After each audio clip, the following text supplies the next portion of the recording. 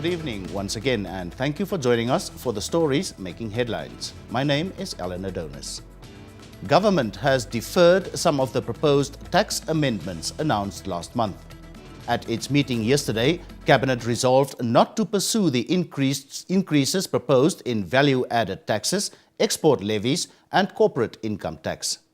Last month, the Ministry of Finance proposed a 15% increase on VAT on raw material exports and a further 5% levy on raw material exports.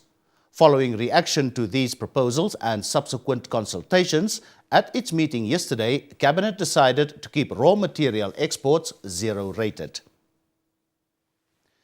A strike at Namdeb mines at Oranjemunt's Daberas mine, Southern Coastal mine, Luderitz eBay and Boggenfels mines has entered its second day.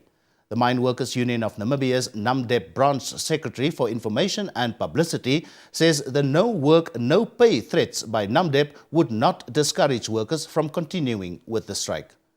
The strike follows Namdeb's redeployment of 124 workers from the Boggenfels mine to other mining areas, a move that was coupled with the forfeiture of those workers' housing and utility allowances. The affected workers have since been forced to rent houses at Oranjemunt and Luderitz. At Oranjemunt yesterday, the workers were found picketing in front of the company offices, waving placards and chanting slogans.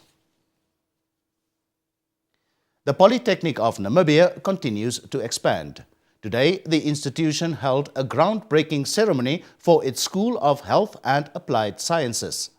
The school will provide diploma and degree courses necessary for scientific development and universal health care.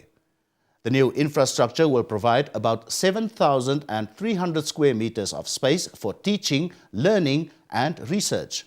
Once completed next year, the 5-story building will have an income-generating business unit, a 70-seat auditorium, 20 classrooms, 14 laboratories and 96 staff offices.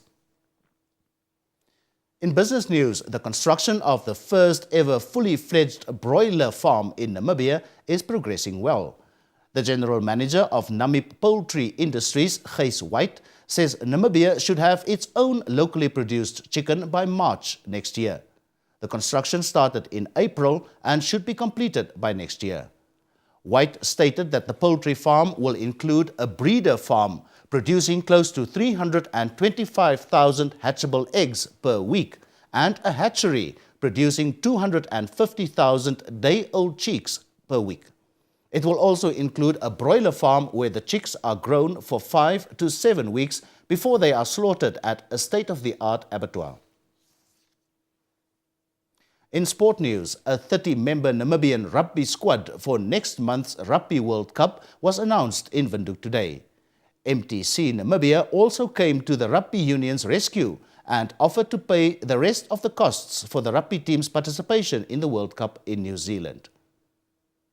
There are no major upsets in the World Cup squad announced by the Namibian Rugby Union's Vice President Sarel Losper in the presence of the team coach Johan Diergaard.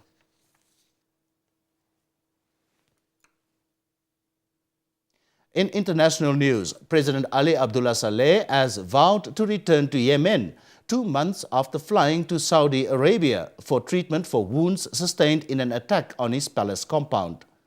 Saleh is clinging to power in the face of months of protests against his 33-year rule. Both the US and his Saudi hosts have urged him to step down.